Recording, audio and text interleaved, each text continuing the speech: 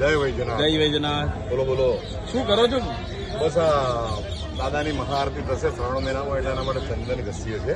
અરે વાહ. પેલું ભગવાનના શું છે, આજકાલ બધા લોકો કેમિકલ વાળું ચંદન બહુ યુઝ કરતા હોય છે. કેમિકલના લીધે પ્રકૃતિને નુકસાન, આપણને નુકસાન, આપણે બી અહીંયા આગળ તિલકમાં કરી કપાળામાં કરીએ તો આપણને પણ નુકસાન થાય છે.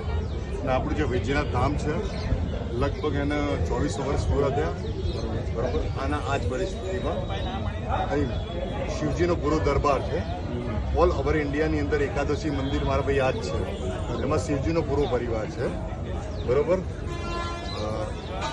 રોજ તમે ચંદન રોજ દાદાને સાંજે હું ચાલતો આવું, પછી ચંદન બેઠા બેઠા ઘસવાનું. દાદાની મહાપૂજા, બ્રાહ્મણો પંડિતો એના.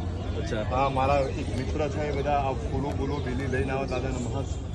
દાદાના જોર સારો શણગાર કરવાનો, દાદાને સારો પ્રસાદ, અને બધા ભક્તો અહીંયા આગળ એકદમ શાંતિથી સારી રીતે દર્શન કરીને દાદાના આશીર્વાદ લઈને શાંતિથી નીકળે છે. અને એ લોકોને ખૂબ ખૂબ માનસિક આનંદ થાય છે. ના ના, ચંદન ઘસતા જોઈને અમને ખૂબ જ આનંદ થયો. બસ અમે તો બસ એવું વિચારી રહ્યા છીએ મારા ભાઈ કે બસ દાદાના 12 મહિના આવી રીતે ઘસેલું જ ચંદન અમે યુઝ કરીએ.